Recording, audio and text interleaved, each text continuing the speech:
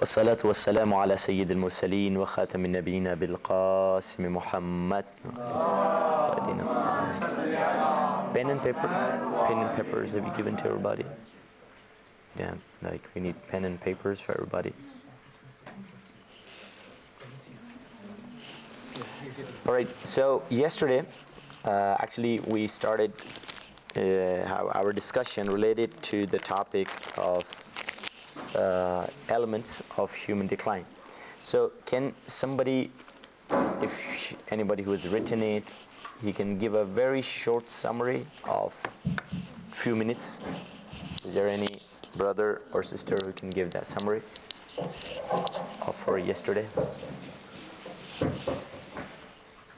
Yeah, you can stand up and just quick brief and introduce yourself as well. Alright, so my name is Hussein. So you know me from the MC.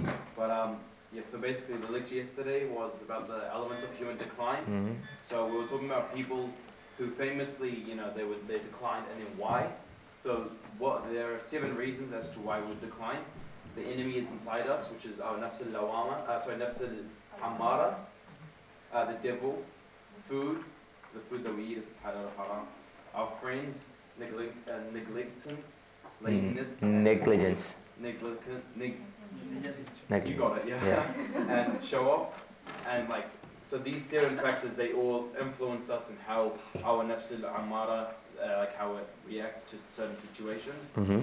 And then our nafs al-lawama, let's get it out. Our nafs al-lawama is the one that tells us when we're doing wrong, and then we have to try to awaken that up so that it tells us before we do the sin rather than after. And so then the ways that we can awaken this nafs al-lawama is going to majlis, ziyarah, and doing all sorts of amal to feed it, to feed the soul, to make it stronger. Mm-hmm. And that's about it. And one of the practical was creating your inner voice. And waking it up, yeah. Yeah. Creating it your conscious, Yeah. conscience, and because if you don't wake that up, outer advice won't work on you. Yeah. So you have to wake up the inside of yourself before you can accept advice from anyone else. Mm-hmm. And then once you accept advice from some people, Mm-hmm. that's when you've accepted and your nafs al-lawama is awake, your inner voice is awake. Mm-hmm. Perfect. That's good. Yeah, that was a good summary. Thank you. Yeah. So I hope the papers they're just coming. All right. Yeah.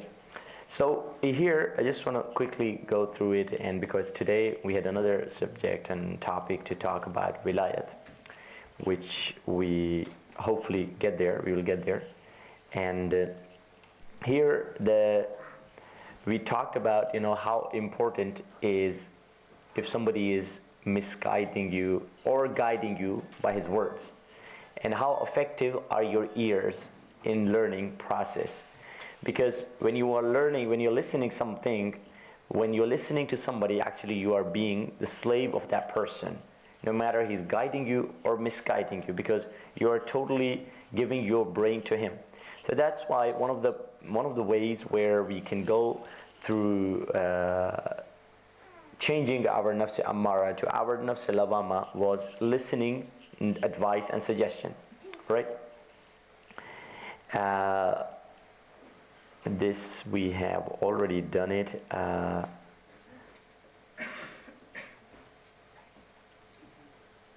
Yeah, so these are 2 signs, that nafs al-lawama and nafs ammara. Nafs ammara will all the time tell you that I am perfect, I don't need anybody, I'm already developed, I don't need to be better, while nafs ammara will nafs al-lawama will tell you, no, you have to be better and you have to develop. So think I'm good enough, and this is what nafs al-lawama says, I have to struggle more, I'm not good enough. And nafs ammara will tell you completely in opposite what nafs al-lawama is saying. So nafs al-lawama will tell you positive about other people and negative about yourself. This is what nafs al-lawama will do, that it's my fault. That's when we have accepted that this problem was created and that was my fault, and that is the time we have changed our nafs ammara to lawama. While nafs ammara will say, no, it's not my fault, it's his fault. He made me angry. He made me angry means who becomes angry? It's me, I become angry. So why I'm letting other people to make me angry? So this is how Nafs Amara all the time tells you. So Nafs Amara is powerful when you will never accept the faults. And that is a test for ourselves. We have to test ourselves. If we are not accepting our faults, so it means our Nafs Amara is strong. So there's a hadith saying that one of the attributes of mu'min and faithful is thinking negatively about himself. We already discussed about this out of the slides. We said some qualities are generally bad, but sometimes they change into good quality when the position is changed. Like thinking negatively is generally bad, but when you're thinking about yourself, yes, it's good to think negatively about yourself because that'll make you to develop to be better. Can I get a paper as well? Oh, being distributed. Yeah, can you get one? So this is, let me give you an example. Example, if you park your car on road and somebody broke your car's window, this was repeated up to 3 times. Will you park your car there again or not? What is the logic? What logic is saying? Are you going to be doing that again? No. No. And why? Because generally I park first time, second time, third time, my car is broken. So now same treatment should be done with Nafs Amara. Thank you. Because Nafs Amara is one who is keep misguiding me, not once, not twice, not third time. All the time Nafs Amara is misguiding me day after day. So I should be trusting Nafs Amara. Some people, they say, husband and wife, for example, they say, you don't trust me? I don't trust myself. What about you? You know, I shouldn't be trusting even myself. I can't trust other people, you know. Like sometimes wife say to husband say to wife, you don't trust me. That's, you know, weird thing to say. But actually, I don't trust myself. And we shouldn't be trusting ourselves. Nafs is completely untrustable. You can't trust him. He's the worst enemy inside us. So Nafs Amara took us toward this in so many times. How we can trust him? Obviously, that's a natural thing, that if somebody who is giving you loss again and again, over and over, so normally you shouldn't be trusting him. And same thing with Nafs Amara. So being all the time suspicious means never say, I am perfect. All the time be suspicious about your Nafs Amara. So this will obviously help us in improving our faith, improving the piety, improving taqwa. We will develop day after day if we start thinking negatively about ourselves. But if we were suspicious and start thinking negatively about others, what will happen? Because we every time think we will think that we are less than others if we start thinking about ourselves, negatively. So obviously we will struggle day after day, we will improve ourselves, and inshallah we will achieve success by the help of Allah subhanahu wa ta'ala. So these are all the benefits that if we are thinking suspicious, if we are negatively thinking about ourselves, then we will save ourselves from arrogance, pride. All these qualities will go away if we are thinking negatively about ourselves.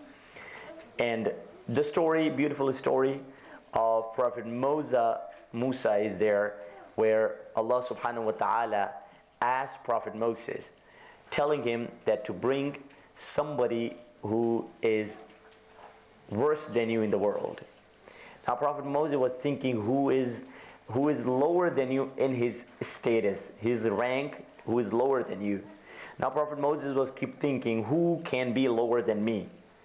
Even though he was a prophet, he was Kalim, he was a guide for people, but still he was struggling with this simple answer, bring somebody who is lower than you, Moses. For an entire day he was thinking, but he couldn't find anybody. He can't take any creature, because he has no right to say that he's lower than me, even though he's a prophet. And all the people were actually lower than him, but he didn't do that. So he was just going back next day, empty-handed toward Allah. At that time, in the way, he saw a black, dirty, stinky dog was there. And he thought, can I take this dog? He's not even human. he's bad dog, he's dirty, he's stinky. Then he said, no, it's impossible. If he's created dog, it's not his fault. God created him dog. He could have created me as dog as well. It's up to him. So he can't be lower than me because of his creation. So he didn't take him. He didn't take him. He went to Allah subhanahu wa ta'ala, telling him, Ya Allah, I couldn't find anybody to bring and who could be lower than me. At that time Allah told him, Oh Moses, if you had brought this black, stinky, dirty dog, I would have thrown out your name from the list of my prophets. You wouldn't be my prophet if you considered one dog lower than you. Even we shouldn't be considering dog lower than us. What let the human being, let about mu'min, let the Muslims. So no matter it's a human being, we shouldn't be considering him lower than us. This is when will happen? When we start thinking negatively about ourselves. That no matter how good I am, no matter how wealthy I am, no matter how clever, how smart I am, but there are many people who are better than me in all of these things, because there is no limit in the world. There can be people better than me. So here is the same story written. You can read it.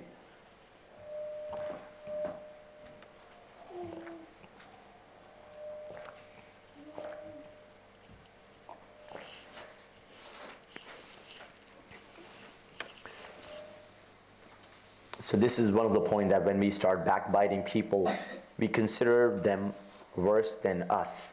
That is the reason why we backbite. Do we backbite Hazrat Salman Farsi? Do we backbite Imam Hussein? No, we can't, because we consider them better than us. We can't say bad about them. Oh my God, who can imagine backbiting Hazrat Abu Zar? Who can backbite Hazrat Mukhtar? All these great companions. Why? Because we consider them companions of the Prophet, and they are better than us.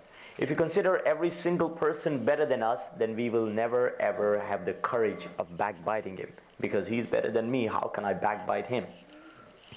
So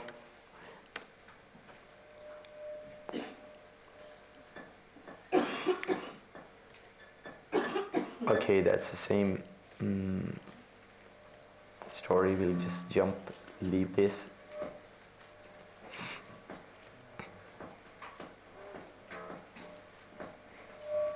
Alright, so without knowledge and without piety, nafs is nafs ammara. So this is almost, we finished all the things which we were talking about were related to yesterday's parts.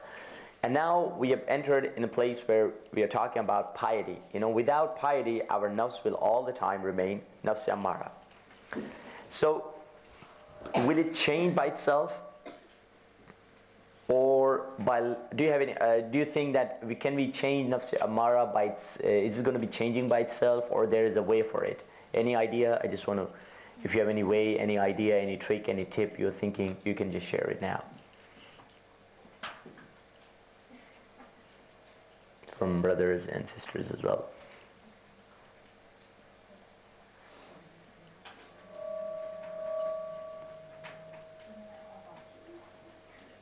Will it change nafs amara, our nafs amara to nafs lawam by itself, or no? No, we have to work on it. We have to work on it. Yeah. A bit detail, please.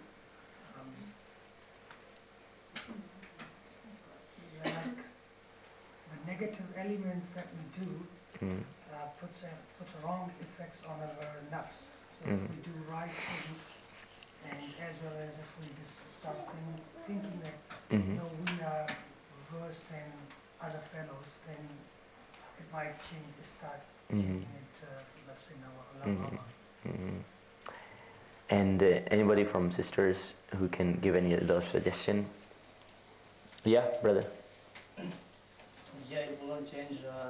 For example, that we right now we're saying that we are the creature of God. God gives us different adjectives to every person. For example, if we think about jealous, jealous is a creature of God. But the second creature of that jealousy is we are, that we didn't work on it, we didn't use it as a positive way. If we think in a negative way, that most of the people people will think that God is the bad creator. Why He creates? Yeah. Yeah, that's a good one. Actually, we touched yesterday this one as well, that if nafs amara is something bad, why Allah subhanahu wa ta'ala has given it to us. So the answer was because we are standing in middle, and we have on our right hand side angels, on our left hand side animals, and we have both characters. We have some characteristics of animal, and we have some characteristics of angel.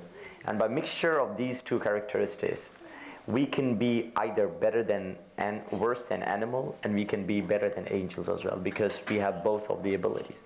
So same thing, jealous is one of them, which probably doesn't exist in angel. Probably it might exist in animals, or probably if it's not existing in animal, it's a quality of shaitan and satanic quality. So yeah, it can't change by itself, or just listening one majlis or one workshop, all these things, it is not going to happen at all. So what we need a struggle. We need to take a decision and start changing ourselves. It can't change with 1 or 2 or 10 speeches. Speeches are good.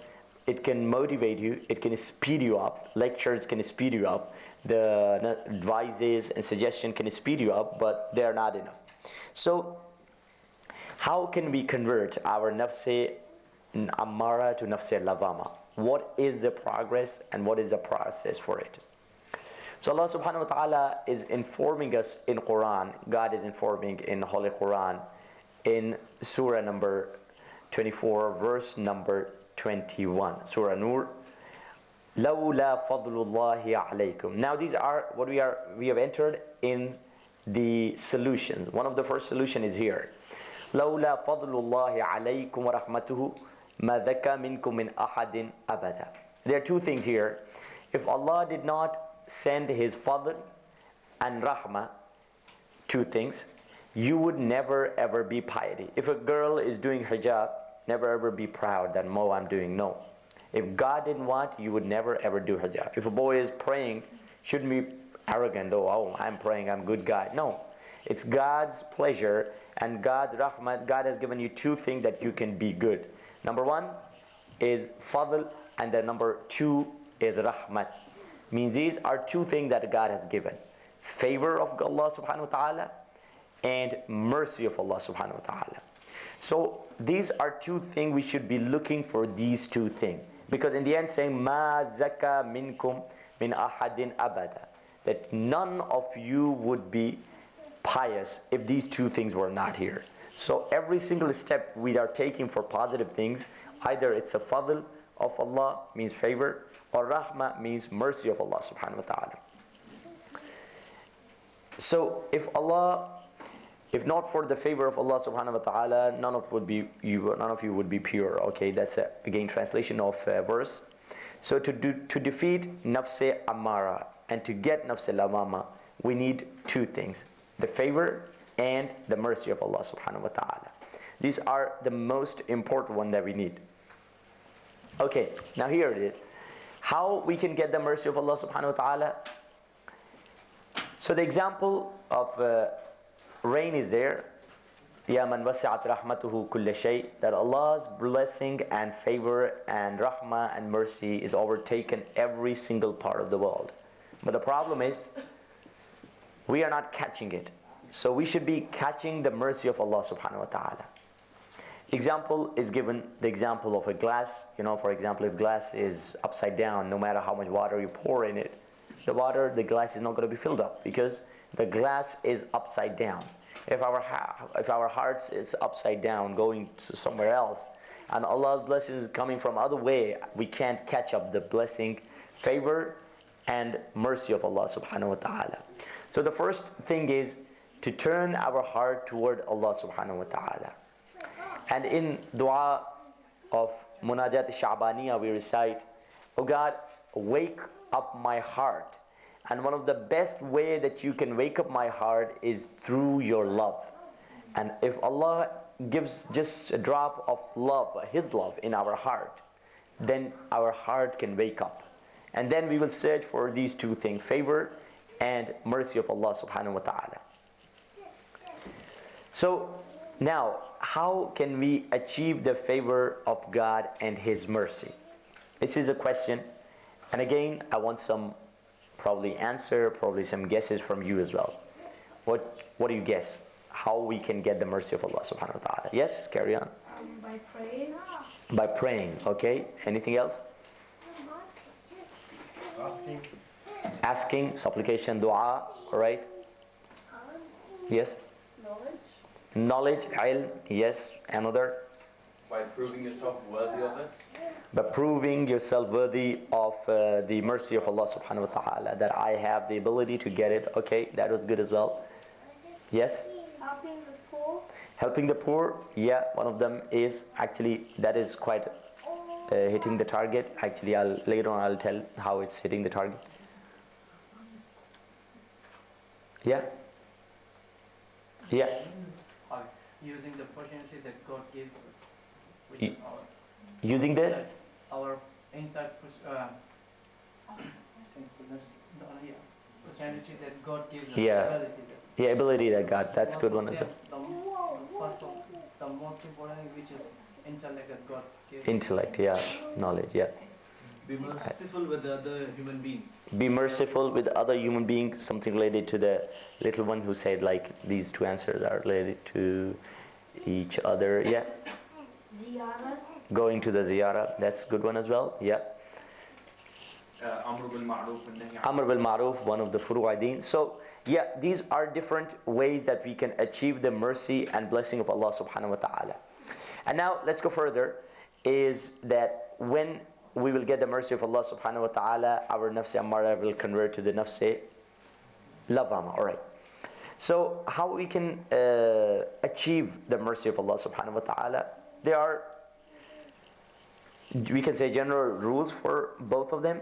Like, before I go further and tell you the rules, like one of the thing, one of brothers and one of the young boy and one of the young brothers told us that helping poor or helping others, yes, one of the thing which is actually hitting this target, they're all good generally, but one of them there, because there's a verse of Allah subhanahu wa ta'ala, inna, because we are looking for two things, rahmat and what are the fadl. Yeah. For rahmat it says, inna rahmatallahi qareebun minal muhsinin. Rahmat of Allah subhanahu wa ta'ala is very near to those people who do favor other people, who help poor, who help widows, who give sadaqah, who give zakat, who give other people as a charity. So if you want to get the rahmat of Allah subhanahu wa ta'ala, that Allah showers His blessing over us, so one of the way is to be good and polite to other people. As we have hadith saying, irham turham. Be mercy on other people, you will be treated by merciful in a merciful way.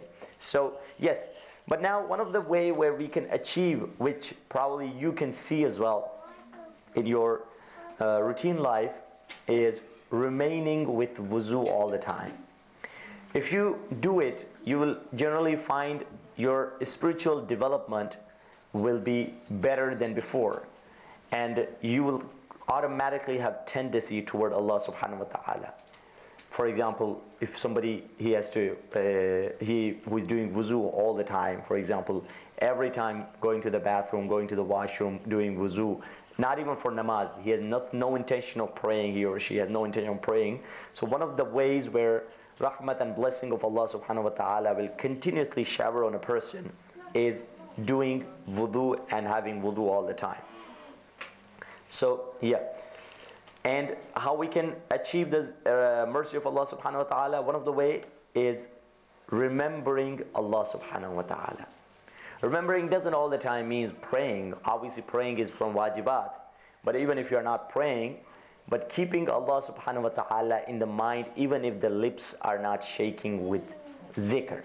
The lips are not moving, I'm not doing any zikr, but still I'm remembering God. Remembering God by my mind. But if you want to do the zikr, which is the best zikr, to recite Allah subhanahu wa ta'ala, do you have any idea which is the best zikr? If somebody wants to recite a zikr to remember God. Durud, one of them. Sorry? Shukr. Any other? Istighfar. Tasbihat al-Zahra. and La ilaha illallah. All right, you all almost said it. One person saw Imam Zaman. Imam told him there are three most powerful zikr. One of them was Astaghfirullah Rabbi Atubu Ilayh. Second was La ilaha illallah. And the third was Salawat. Allahumma salli ala Muhammad. Yeah, the one I meant was Salawat, yes. And these are three most powerful zikr. La ilaha illallah, remembering oneness of God. Astaghfirullah Rabbi wa atubu ilayh, which is remembering your sin and asking for forgiveness. And salawat, which is equal to thousands and millions of astaghfirullah. One single salawat is more powerful than millions of astaghfirullah. So that's why I've selected this one, which is very powerful. And if you especially add wa'ajjil farajum, which will make your salawat much more powerful. So you can continuously zikr. You can do the zikr of salawat either by your words, which we call it zikr da'im, either by your words, by your tongue, by your lips, or by your brain. You can do the zikr as well, because verse of Quran is saying man yash an dhikr rahman nuqayyid lahu shaytan. If somebody turns away his face from dhikr of Allah subhanahu wa ta'ala, automatically one shaitan will come and control him.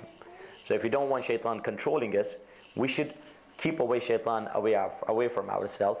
It is the zikr. All right, yeah, by the way, I just want to say one zikr, especially youths, they come, young lads, they say, nowadays the environment is bad, we are young people, we have urges, we are old, we are not married, there is any zikr, all these things.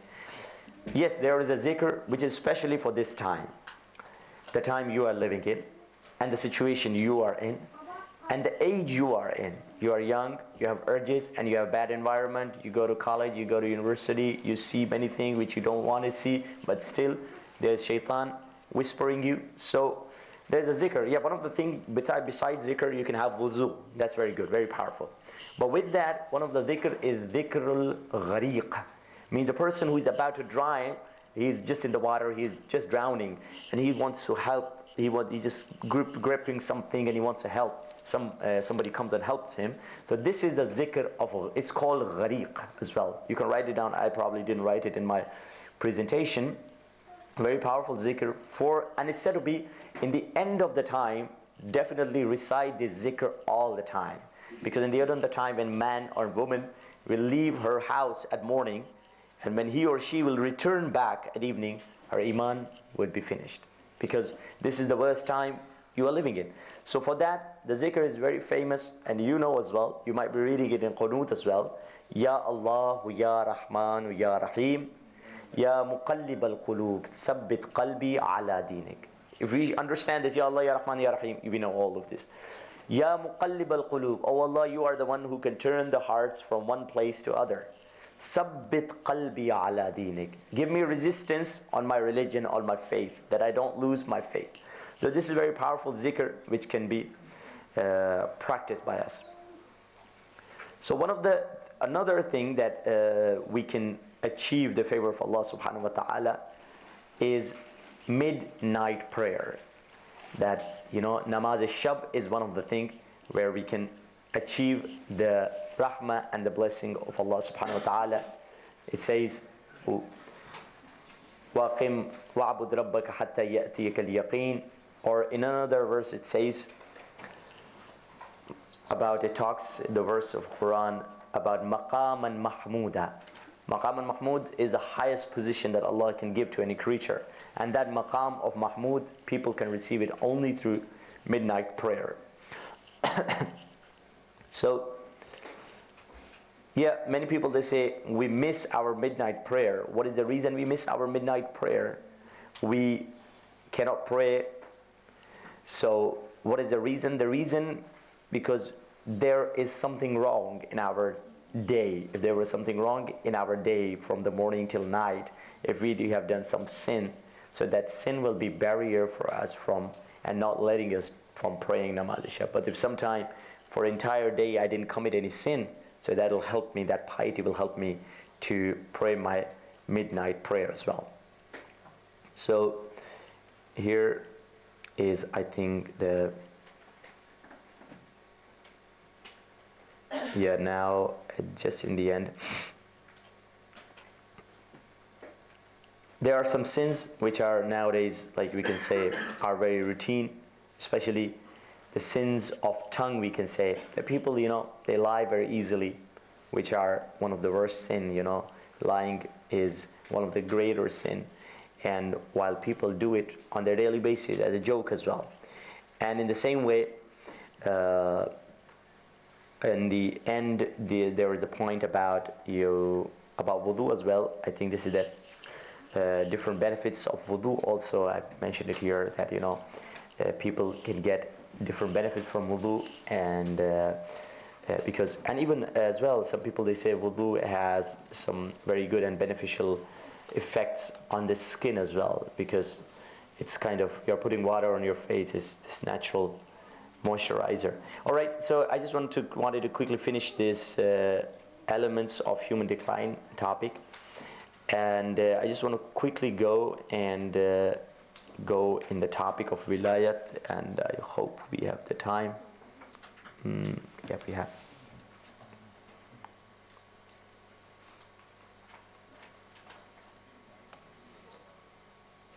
Yeah.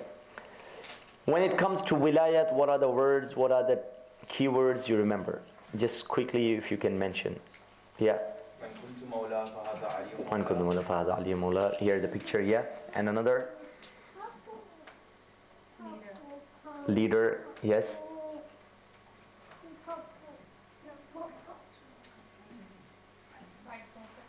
Sorry? Rightful succession, good one, yeah. Yeah? Ali. Imam Ali, yes. Ali Waliullah. These are different words as wilayat starts, and when we talk about wilayat, these are the things which brainstorm our mind. But there's a question. We gather here, majalis, 10 days, all these things. Before entering in our subject, what is the importance of gathering here in the name of Ahlul Bayt alayhimus salatu wassalam? Do you have any idea why we get together and talk about Ahlul Bayt and all these things? Mm-hmm. It nourishes us spiritually. Sorry? It nourishes us spiritually. Spirituality. Mm-hmm. So it doesn't go into war, and everyone knows what they want, and they don't fight. Yeah. Name Muhammad, there's a quote that says, don't go to any gatherings if you don't mention the name of Ali. Yeah. So it's important, it will revive your gathering. Mm-hmm. Yeah, by the way, I gave a question yesterday. The question was the name of Imam Mahdi's maternal grandfather. Before you saying the answer, raise your hand actually. And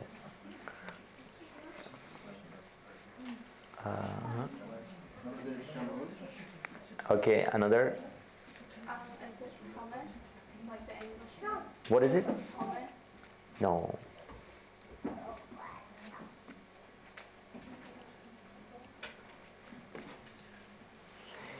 The brother said actually that, yeah?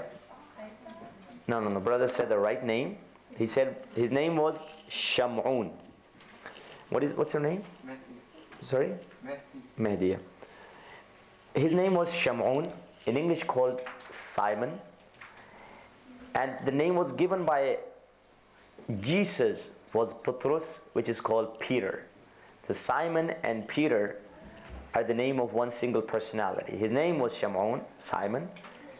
His title was Petrus or Peter, which is a very famous name in English as well, which is the name of maternal grandfather of Imam Zamana Jalla Ta'ala.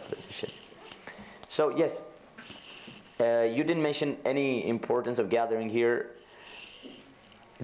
Any other way you think? Unity. Sorry? Unity. All right, anyway, let's go in. So there's a hadith from Imam Rida alayhi salatu wasalam. من جلس مجلسا يحيي فيه أمرنا يميت القلوب يميت قلبه يوم تموت لم يمت قلبه يوم تموت القلوب. Whoever sits in the gathering where our purpose is followed, his heart is not going to die when other people's heart will be dying. So obviously, means this is a guarantee of our 8th Imam saying that your heart will be kept alive all the time. If you just go in a place where the words of Ahlul Bayt are discussed or listened or talked about. Or in another hadith, there is a sayings of Imam Muhammad. Somebody came and said to Imam Muhammad al-Baqir, he says that we remember you Ahlul Bayt's Fazail when we sit together.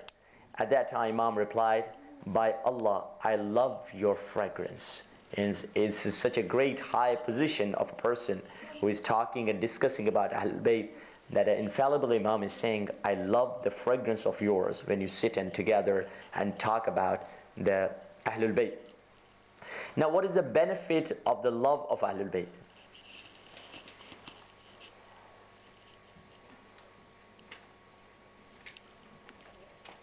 Yeah.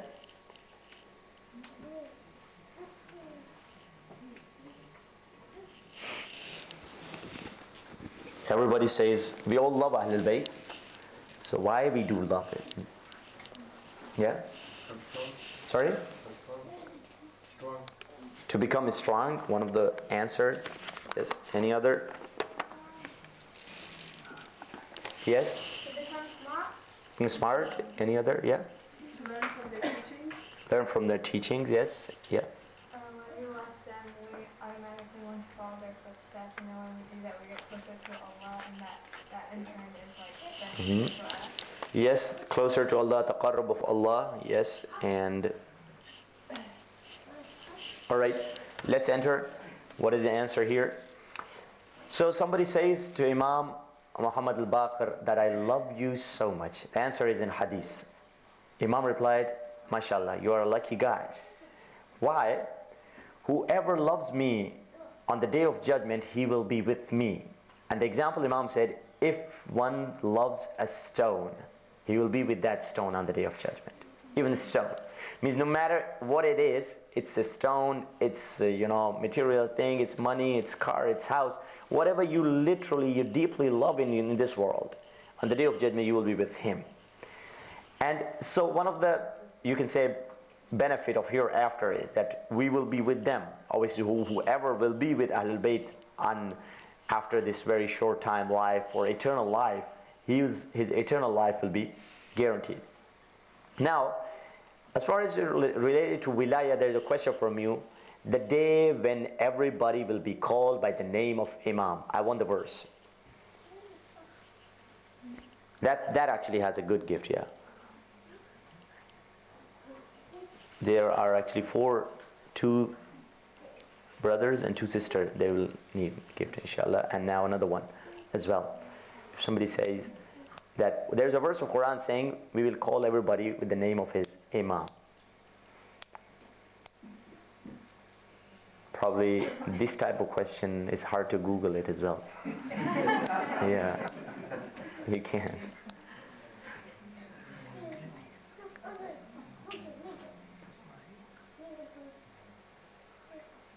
Very famous verse actually. Sorry? No, we don't want the surah. I want the piece of verse. Qaim. Sorry? Qaim. No. Qaim, no. If you just probably say the 1 word or 2 word of that verse. Very famous word and normally recited a lot in majalis as well. Sorry? Not that one.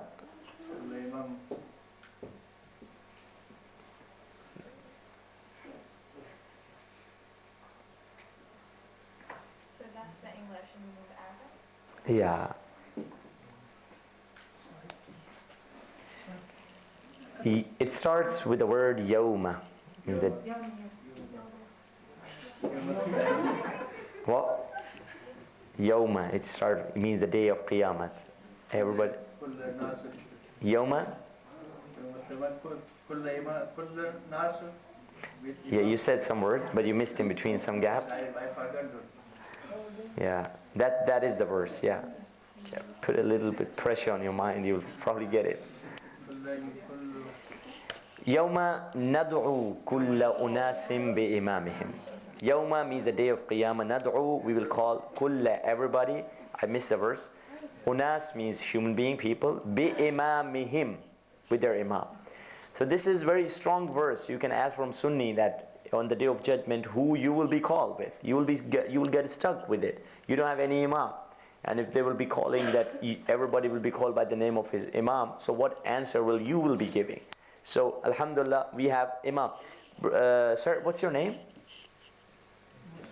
Musa, yeah. Anyway, you said few words. We will write your name as well. Musa. Yeah. So this is why the reason, important reason that we accept our imam. Because on the day of judgment, if somebody is not believing in imam, he will get stuck. He will have no answer for it. All right. So when was Imam Ali nominated as imam? This is quite simple answer. Yeah. Yeah, Khutbah Hajjatul Wida, Ghadir. Yeah, that was the time when Prophet announced Ali ibn Abi Talib as his successor. All right, it was the Ghadir Khum. Ghadir was, just quickly, just for, as a reminder, that they were returned Prophet's final hajj. He was returning back. He stopped people and he gathers. Almost said to be 100,000 people, more than 100,000 companions were there. And he raises Ali's hand and he says, the picture which was in beginning, which is famous, says, whoever I am master of, Ali is his master. Man kuntu mawla fahaza Ali mawla. So yes, that is. But the question is here, the good and big and nice question. I love this question as well. That, what is our responsibility that Prophet has given us about Ghadir? That we hold on to the two weighty things, the Quran and the Ahlul Bayt. Yeah, that was also there, but there was one responsibility that those people who were there, Prophet told them to do. Yeah. To go and tell. Yeah. To go and tell. Yeah, that's perfect. Yeah. Go and tell her. What's your name? Oh, again, two. All right. You got one. All right, two. Here it is. يبلغ الحاضر الغائب الوالد الولد إلى يوم القيامة. That whoever is there, حاضر, he presents, tell to those people who are not presenting, don't present there, and walid, and the son should tell his children, father should tell to his son, إلى يوم القيامة, till the day of Qiyamah. One who is here should inform others who are not here. And the father should inform his son till the day of Qiyamah. About what? About that short incident took place on Ghadir. And that's our responsibility. Every father, every mother, everybody should be informing his or her kid about the day of Ghadir. This is our responsibility which has been given on the day of Ghadir by Prophet, peace be upon him. So one of the objection is here, I want you to answer how strong Shia you are. It's a test. Ali was announced to be a friend of Prophet on Ghadir. He is not Mawla. What answer you give? He said Mawla means friend in Arabic, one of the meaning. So it means you just counted as a friend. So why would the Prophet gather about 100,000 people just to tell them that I have this friend? This one of the good ones, yeah? There is a call that who is friend with Ali, he is a friend with God and prophets. It says. Yeah. Ali's wilayah was not announced on Ghadir. It was actually announced in the gathering of the Quraysh family. Yeah. When Nabi Muhammad came up in the first 3 years, Nabi Muhammad told them, the Khalifa after me will be Ali. Yeah. And then they laughed at Abu Talib. Yeah, no, he was generally announced on the multiple places. But the famous, on those multiple places, there were not amount of people there. But this was the kind of undeniable place. The first day when he was announcing about his prophethood, he says, I will help you. So that was the time when he announced that you will be my Khalifa. So there are multiple places where he announced. But at this time they say, on this, because this is one of the hadiths is very powerful because it has been narrated by thousands of narrators. Because it was impossible to hide this because they were all the probably you can say, all the entire Muslim population was there at that time. 100,000 people was there. So it was very simple for the news to spread. And news was spread because Ghadir was a junction. All the people were returning to their homelands. So this is very important. If you are able to prove this hadith, you have a very good power against anybody who is not accepting Muhammad alayhi salam. So one of the answer sister gave that it's. Do you have any other answer you can say that? Yeah. The your body and soul more than yourself? And all the people replied yes. So just announcing as a friend, it doesn't, it's not worthy enough to, ask them first. Yeah, that was a good one as well. Yeah. And then also Mawla has a different translation. Mawla also means wherever I am their master, then Ali is their master. Yeah. Like in Arabic Fusha. It has another translation. No, yeah, that is actually that is the question. That Arabic Mawla is one of the master is one of the translation, but it has 27 or 29 other meaning as well. So they take other meaning as well. Yeah. So there were two answers actually came from the side of sisters as well. One of them, actually, if you summarize those two answers, and there was another one here as well. There are many answers. So one of the two answers, if we summarize the environment of Ghadir. The Prophet is coming back, all the people are tired, the weather is too hot and they want to go back home. Now he's stopping all the people and then there's no place to stand. He's saying, okay, pick up the seats of camel and put it on top of each other and making a big pulpit out of the seats of camel, and then calling Ali ibn Abi Talib and giving a sermon of around something nearly 2 hour long sermon in that hot weather. And then before saying Man kuntu mawla, he's all the times again he's saying Alastu awla bi anfusikum, I have right on you more than you. And then he's saying فَمَنْ كُنْتُ مَوْلَاهُ فَهَذَا عَلِيٌّ مَوْلَاهُ. All the entire situation and circumstances are showing it's impossible that he's announcing for friendship. If he's doing that, that's a very funny prophet. It's impossible for the prophet to gather all the people. He's my friend. Why? Because there was a verse already revealed in Quran. Mu'minun are ikhwa. Mu'minun are brothers and friends of each other. There's a verse already in Quran. So at this place, Prophet should be telling something which is already there in Quran. He shouldn't be telling that, repeating the same thing again. While the verse has already been revealed, Mu'min are the brothers of Mu'min and the friends of Mu'min. And another thing which you can say from Tafsir Fakhr Razi is this words of Umar, saying that after Prophet peace be upon him says to Imam Ali as-salam, whose master I am, Ali is his master. Umar met Ali and said, good news, you became my master and the master of every man and women. So for friendship, nobody gives that kind of words, it's good you became my friend. No, it's impossible.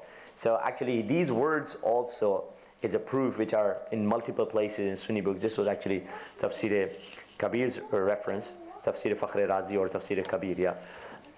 So these words of Umar himself are the proof as well, and the environment, and there are other proofs. And also we can reject one by one. There are long process of rejecting all the 27 meaning, and then finally one meaning is left, which is Mawla. So objection here, they say, one other objection. Shia believed that there were 1 lakh, 100,000 Muslims in Ghadir. Is it logical after 70 days everybody forgets the story of Ghadir and leave Ali? That's illogical, man. Where were all 100,000 Muslims gone? What is its answer?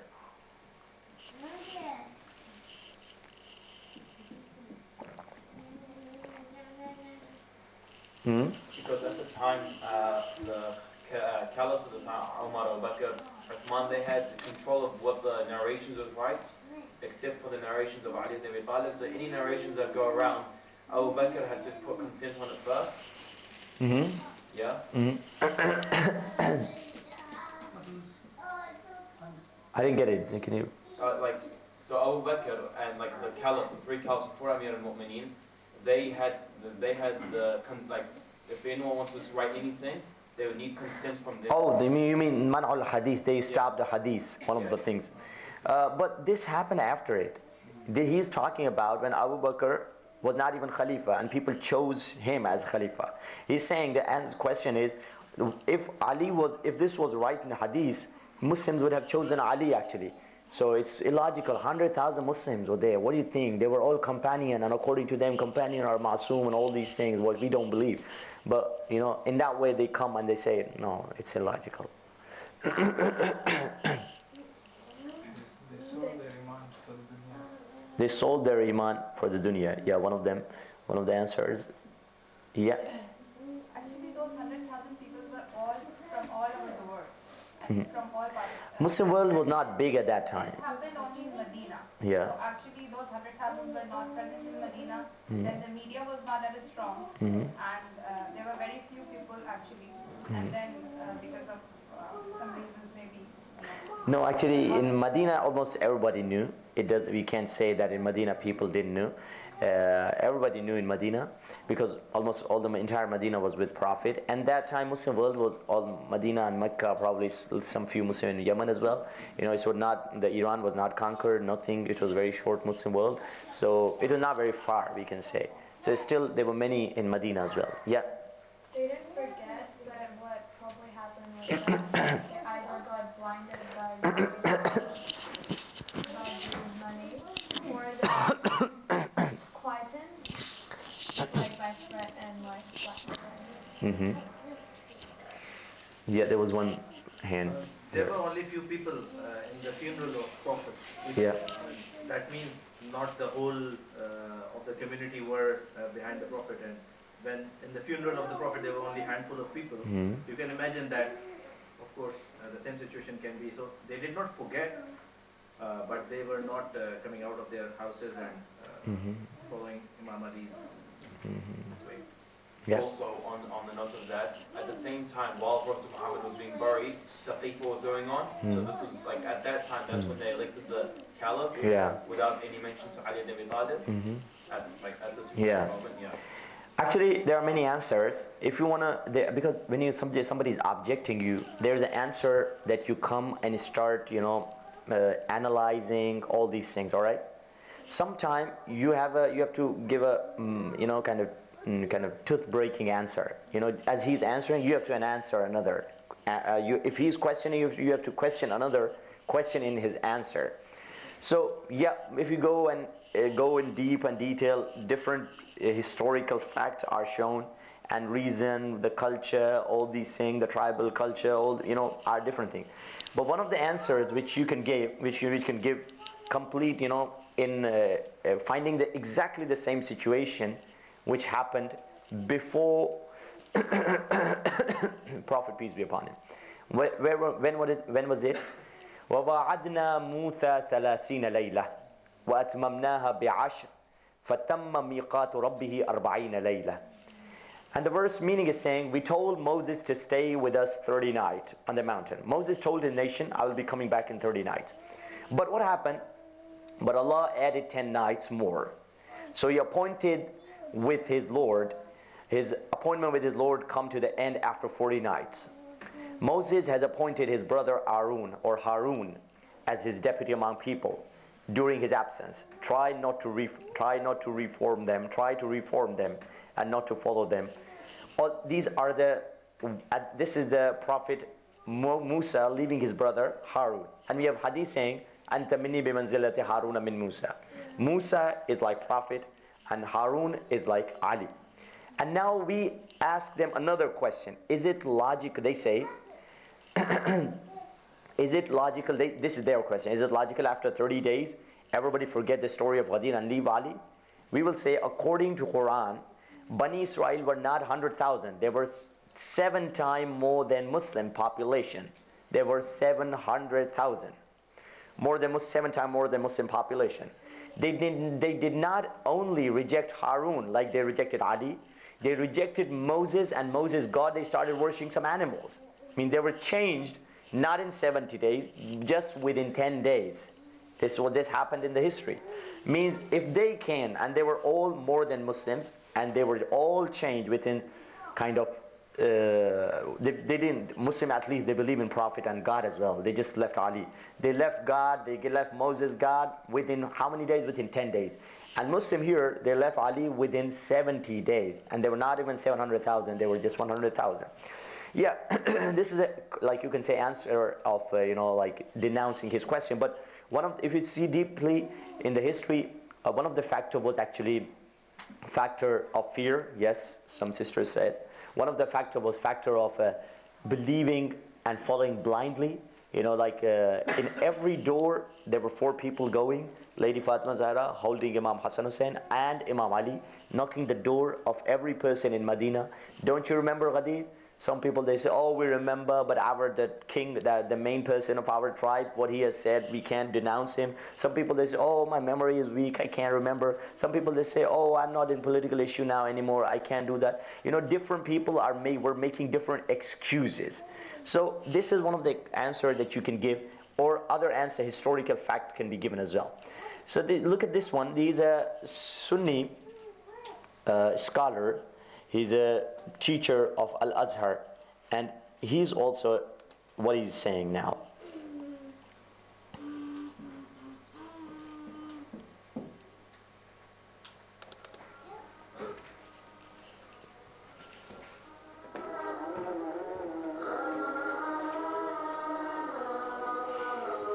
Like he's saying that he's a Sunni, that Imam Ali's Khilafah was taken by him by a conspiracy. Same thing with some people as well, some friends, they told us that, you know, he was there burying Prophet, peace be upon him. At the same time, they started, you know, dividing the Khilafah and saying to each other. He's a Sunni professor of Al-Azhar.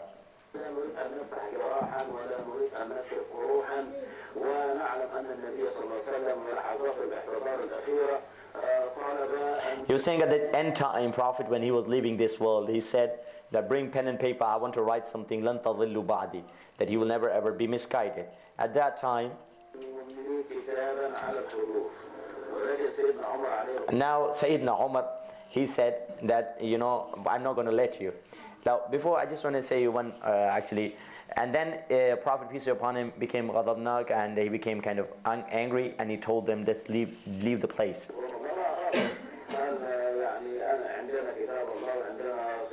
And what is his excuse? What is the Umar's excuse? We have book and we have your sunnah. We don't need anything apart from that.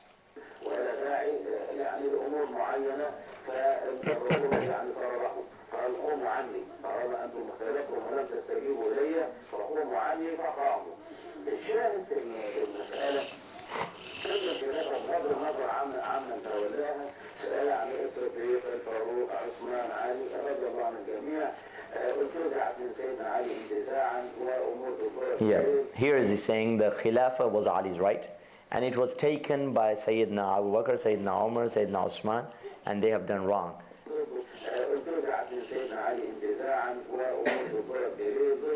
So it means there are still many Sunni professors and scholars believing in that Khilafat and successorship Ali's right. Now, coming now, there are so many traps. Everybody's attacking our iman and religious, social media, internet, TV, environment. What can we do? What is a way to save ourselves from different deviation, different ways that are pulling us away from religion? Okay, here is a way. How can we save ourselves? Do you have any idea? Read books, read our books. Read books, yeah. Piety. Taqwa, piety. Sorry? Taqwa, piety. Taqwa, piety, yeah. Spending our time wisely. Time rightly, yeah. Don't forget who we are. Don't forget who we are. There's a hadith of Prophet, peace upon him, saying, if you grab holy progeny, you will never ever be misguided after me. So when we are follower of Ahlul Bayt, and the topic is Wilayat as well, so one of the best way we should grab and follow Ahlul Bayt alayhimus salatu wassalam. There's a hadith from Imam Rida alayhi salatu wassalam, says, إِذَا نَزَلَتْ بِكُمُ الشَّدِيدَ فَاسْتَعِينُوا بِنَا. If you have any trouble, just come to us.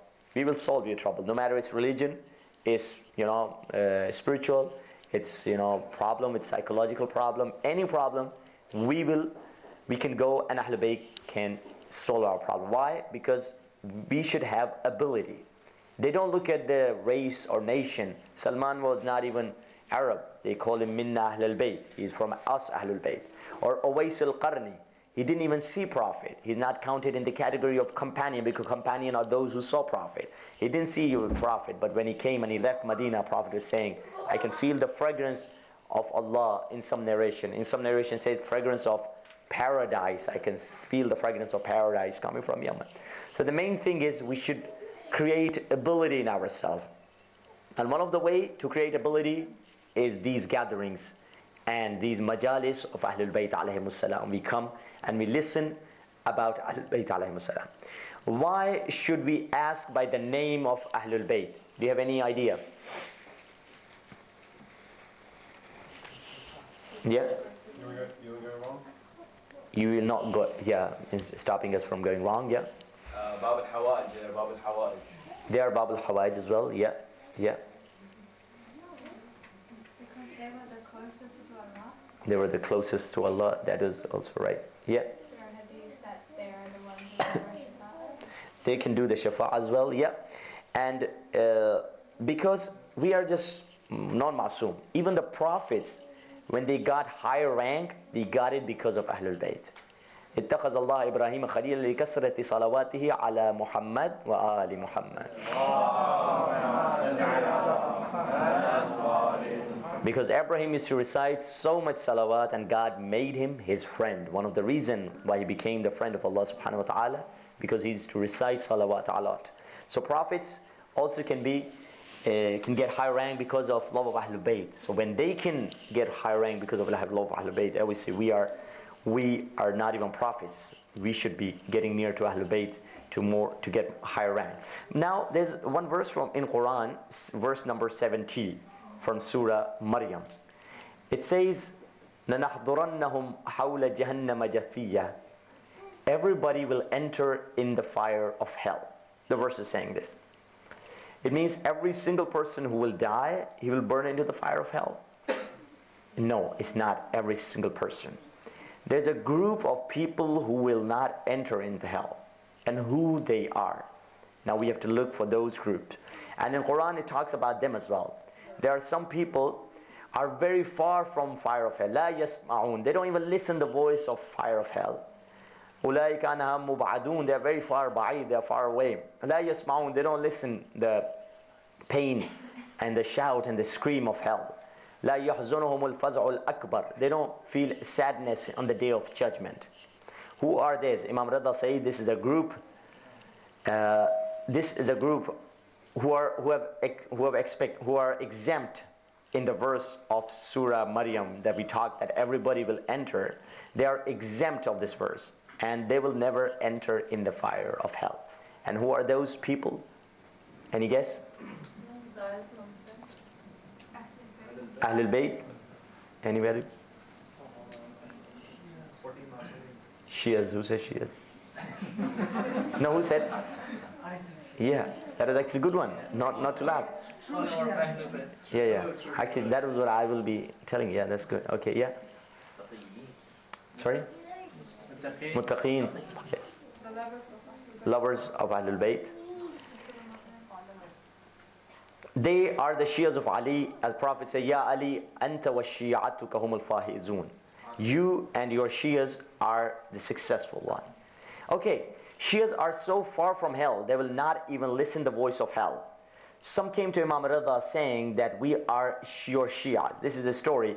Imam Rida, they came 70 times. Some narration says something 60 times. Knocking the door every day. They came from a village. Every day knocking the door. Who are you? The slave of Imam is asking. We are your Shia. No, Imam has no time. Next day. Who are you? We are Shia. No, Imam has no time. This was repeated 60 times. Now they started saying, if we go back to our village, if people of our village ask us, did you meet Imam? So how we can say, you lived 60 days there, 2 months, and you didn't even meet Imam? It's so shameful. Now it was the last time they said, please open the door, and they're knocking. Who is it? We are just your lover. Then the door was open. Please come in. Imam is waiting for you. They didn't understand what's going on. Imam said, you came 60 times and you were lying continuously. We are your Shias. You are not Shias. But this time you said the truth. You said, we are the lover. You can claim to be lover. Okay, they are kafir also. They are Hindu. They love Ali, Ahlul Bayt. But you can't claim yourself being Shia. It means every lover is not Shia. But every Shia is lover, obviously. So Shia doesn't mean that we just say La ilaha Muhammad Rasulullah Ali Waliullah. That's all, we are Shias. Shia are those who are far away from the fire of hell. And if we want to be one of those people, we should be having high status that Imam will accept us, not reject us 60, 70 times. So the hadith, the verse which was actually revealed before Ghadir was this verse. Ya ayyuha rasul balligh ma unzila ilayk. Or Prophet, now give the message that we have revealed on you. Now there's a very this verse is actually very threatening. وَإِن لَمْ تَفْعَلْ. If you are not going to do it, while Prophet used to do all the things, all the commands of Allah subhanahu wa ta'ala, he never used to go like reject or leave some plan. No, he used to do exactly what God used to ask him. But this verse is very critical, kind of Allah giving threats to his Habib, to the prophets to whom Allah never used to call Ya Muhammad. In Quran you will never ever find the word of Oh Muhammad. God loved him so much that he never used to call him with the name. He used to call him with beautiful titles, with love, with affection. But here, God is really serious. وَإِن لَمْ تَفْعَلْ فَمَا بَلَّغْتَ رِسَالَتَهُ. If you didn't give this message, as if you have done nothing in your entire life. You've just gone, all of your struggles will go in vain. Because there will be no chain after you, and people will change their religion. There will be no guide and protector for the religion. Because you struggled for 23 years of prophethood, all the 23 years will go in vain if you don't tell the imamat of Ali ibn Abi Talib. So, alhamdulillah, we have been given this path. And there's a story about Hujr ibn Adi as well. Those people who are not on the path of Ahlul Bayt, they are on the other path. They are thinking everybody is right. Do you understand anything from these words which are on the screen?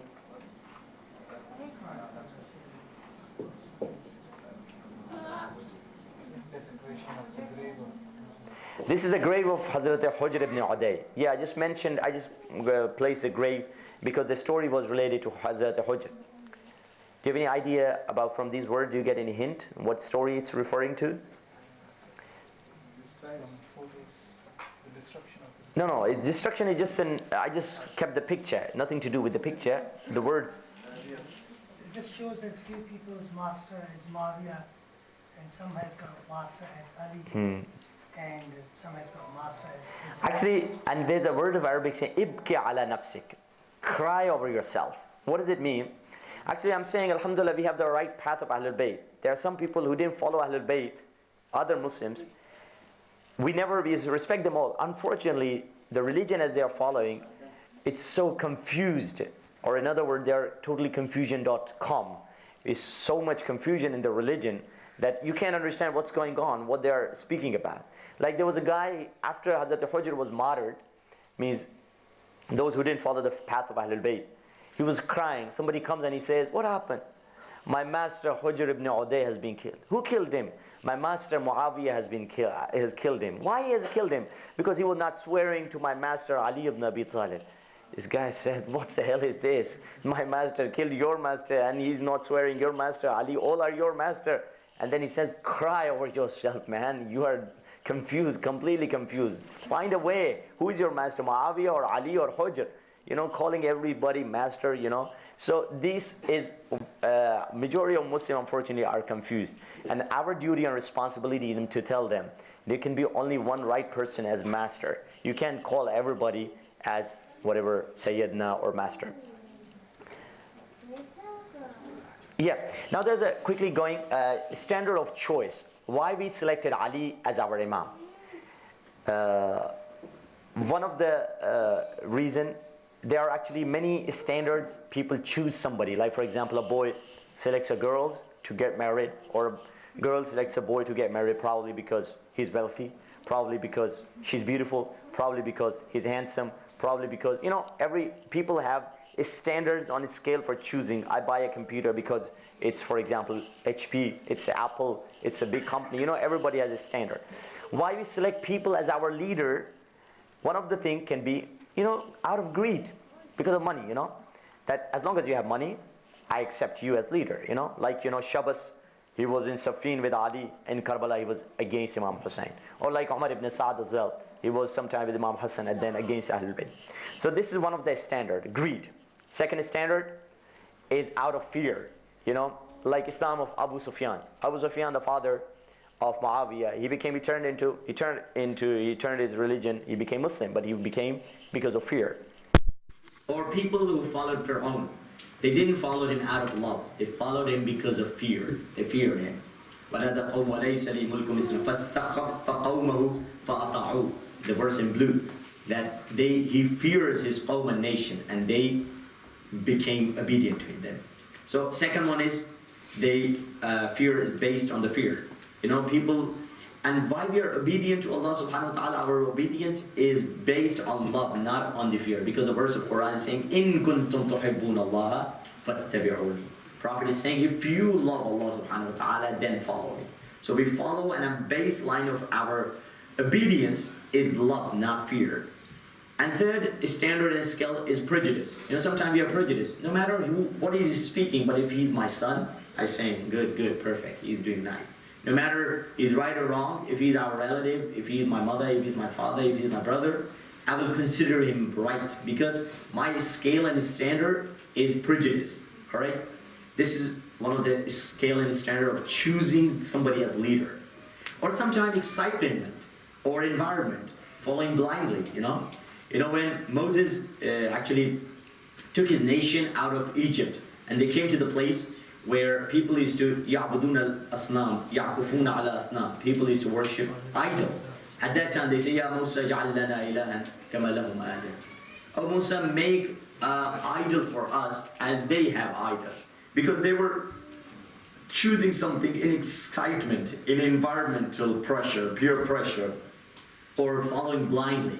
This is the fourth standard and scale of choosing something. Alright, let's go another one. Here it is for the environment. When Kuffar were told that why do you believe in idols, they say, we know idols are nothing. But because our parents used to do, we are doing. It's just following and choosing something because of their environment, because they used to follow blindly. So these are 4 ways. Just go further and summary all these 4 ways. Number 1, greed. Second one? Fear. Third one? Prejudice. Environmental and excitement, all these things. These are all rejected. We never accepted Ali as greed. Mullah never gives us, for example, cash money here, you know. We don't fear Ali because of his sword, whatever Zulfiqar. We don't accept Ali because of our relatives, you know, and all these things. I'm saying, you say this, let's follow him. No. It's not because of excitement, you know, oh, Ali has done something great, let's follow him. No. What is our standard and its scale of choosing? Here is the 5th one. Choosing on the basis, on the basis, not off the basis, but on the basis of knowledge. Ala basira. Quran is saying, قُلْ هَذِهِ سَبِيلِي أُدْعُوا إِلَى اللَّهِ عَلَى بَصِيرَةٍ.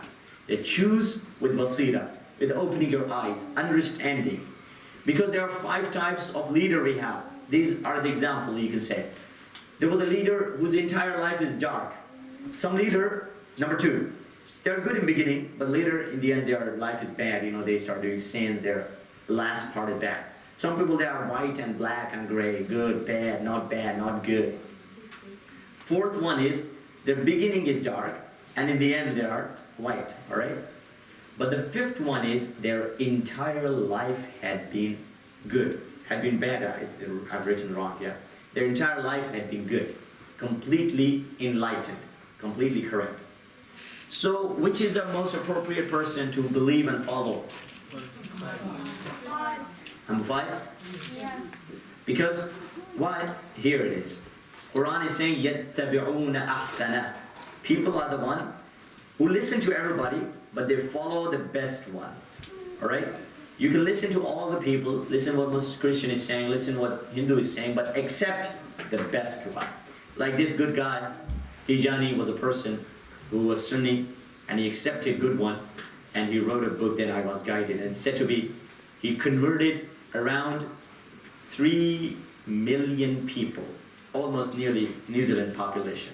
His people who read his book, and they were converted to Shia Islam, the New Zealand population is 4 million. So he converted almost 3 million people by reading his book. Then I was guided. He was the one, يَتَّبِعُونَ أَحْسَنَ. He followed the best one. He chose this one, the 5th one, means I'll follow the one who will have entire life will be white and 100%. Yeah, actually, this is one of the good questions which you can ask Ayatollah Amini. who wrote actually the very great book of Al-Ghadir. Some people who were not Shias, some Wahhabis, whatever, they came to him and he said, I'm in Hajj actually. I don't want to, have debate and discussion. They insisted and he said, all right, I just want to ask one question. You have in your most authentic book, this is one good question he asked, actually you can ask anybody now as well. In the most authentic book, Sahih Bukhari, it's written that Lady Fatima Zahra went and asked for fadak. Oh, before I go further, did you get the answer for the question which you have mentioned last day? You got the answer? Sorry? Yeah, carry on if you have. She's the Quran. She process on the Quran. What is the answer of Lady Fatima Zahra? Let me mention the question for those who were not here. The question was this: when Lady Fatima Zahra Salamullah Alaiha went to get her right, which was her father's gift, the garden of Fadak, and at that time it was Abu Bakr or Umar Khalifa told her that prophets nahnu ma'ashul anbiya la nuris. He said this is the hadith of Prophet saying that we prophets don't inherit anything for our kids and children. And he quoted one hadith from Prophet. What is the answer of Lady Fatima Zahra? Is anyone else? Anybody knows? And because it was your homework and nobody did the homework? Yeah? She was already gifted, before Prophet's death. Yeah, it was gifted. It was gifted and nothing to do with that. We want the answer which was given by Lady Fatima Zahra. She quoted verses from the Quran. She quoted the verses from Quran. Perfect, yeah. And what is the verse? It was, I don't know the exact words. Can you read Arabic? I don't know the exact verse, but I know what it's about Ibrahim. Okay. If you don't know Arabic, let her carry on. Yeah. It was something along the lines of that every prophet has left like a miras, and for example, Prophet Yusuf's his shirt was his, and she gave so many examples, and that Prophet Muhammad's that's his. Yeah. The verse she recited, actually not from Yusuf, not from Abraham, it was وَوَرَثَ دَاوُودَ سُلَيْمَانَ. That Dawood, he inherited from Solomon. His father was Dawood, Solomon was son. Solomon actually inherited something from his father. So the verse was fake, and it was created by him, he just created it from, because his daughter himself, when she heard the hadith, she was saying, I never heard that from Prophet, and she was confused also. The daughter of Khalifa as well, that it was new for her as well. So this was completely fake hadith made by him to deprive Ahlul Bayt from the economical power, because they know if Ahlul Bayt will have economical power, and now we believe in khums, that mujtahid, maraja, they should have economical power. Why? Because economical power should be in the hands of the most pious people, so they can help poor. If Ahlul Bayt had that economical power, they wouldn't spend on themselves, they would spend on the poor. So they deprived Ahlul Bayt from economical power, so they would not be able to help, they wouldn't be helping poor. And when they were not going to be helped poor, they will have less influence. They were thinking that Ahlul Bayt are influencing by money. They were not influencing by money, they were just distributing money justly. And same thing we have nowadays as a concept of khums, that all the money should get together to a pious person, most pious person in the planet, and he should distribute between people. So anyway, so this was the answer, but it was not the perfect answer I was expecting, so no give. So man mata walam ya'rif imam zamani mata mitatan jahiliya. This was a question which you can ask from anybody nowadays as well. That actually, let me see, what is the time? 15 minutes? No, we've got 8 minutes. 8 minutes. All right. I'm not going to mention the story. Omitting this story. Coming to the Islamic leadership in the modern world, we believed in Imam Ali. So what is our responsibility nowadays? All right. They're saying that every person, there should be a group between us, young boys, young girls. They should go and study the knowledge of deen and religion, and they should come back to their nation. The verse is saying, come back to the nation and guide them. This is our responsibility. All right.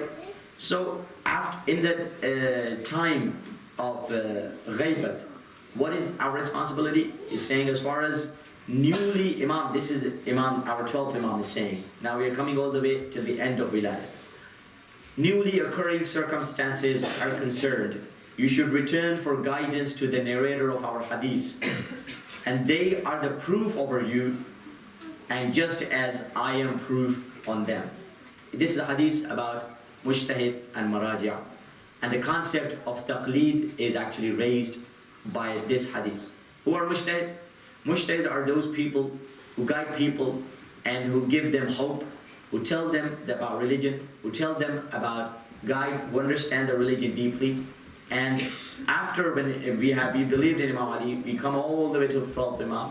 Now 12th Imam is gone. Who should be guiding us? It's mujtahid and maraja are the one. Is a chain of the same wilayat going, ending up to the maraja. You can see there are many fatwas, famous fatwa. One of the famous fatwa was fatwa of Shirazi about using tobacco is haram. You might heard about that. I just want to quickly tell you the fatwa. The story behind this fatwa was that, in Iran, there was a British company started trading called East Indian Company, which was able to conquer whole India by trade. They started by trade, they created army, and then they conquered India. They were using the same policy to conquer Iran. They started a trade of tobacco with Iran. Ayatollah Shirazi was a clever person. He understood they want to conquer our country, just penetrating in by the name of trade, and they will take all the country. So he gave the fatwa that using tobacco is haram. When he gave the fatwa, all the company was bankrupt. There was nobody buying the tobacco at that time. And this was a fatwa which saved the entire Muslim country from being from being a colony of other country. Or there was other as well, fatwa of kissing Quran as well. I'm not going to mention that because it will take too long. So now, here is what we have defined is a role of leader. Leader will guide us. And what is our role? Just quickly, can you say what's our role now then? To obey and to practice. To obey and practice. Anybody else? Yeah? Sorry? Oh no. Yeah. Follow forever.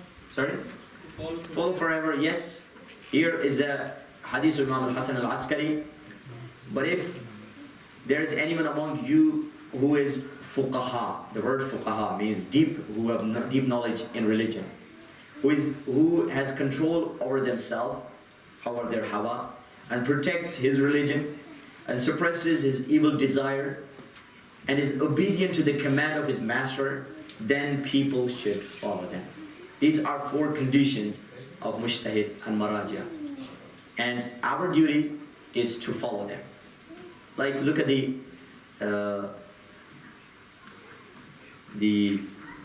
is one of the words of, UN Arab League of Syria. I found Sistani to be the calm, informed, and first-class political person.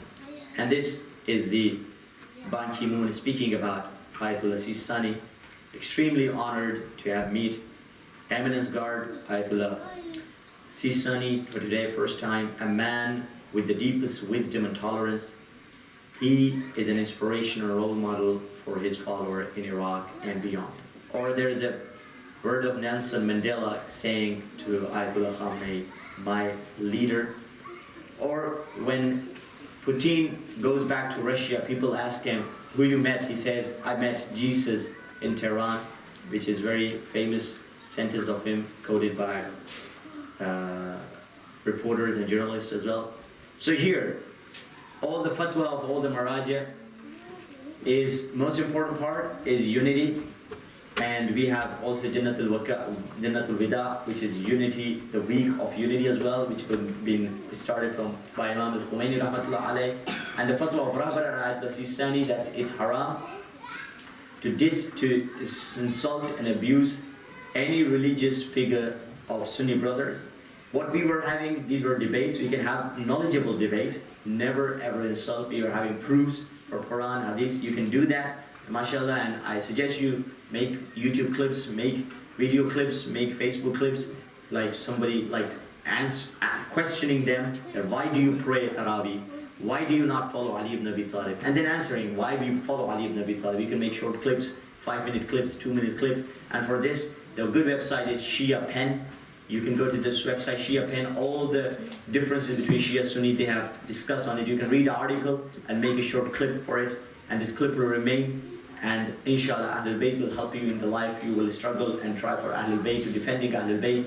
And especially nowadays, you all sister and brothers, you have a webcam, you have a camera, just make a clip in Urdu, in Farsi, in Arabic, in English. English is the best one, where you can give your message to everybody.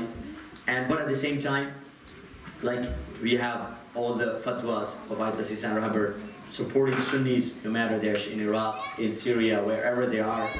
So inshallah, our duty is follow our maraji and asking for reappearance of our 12th Imam, saying Allah, all the brothers and sisters will say Ilahi Ameen together. Allahumma عجل لوليك الفرج والعافية والنصر ربنا تقبل منا إنك أنت السميع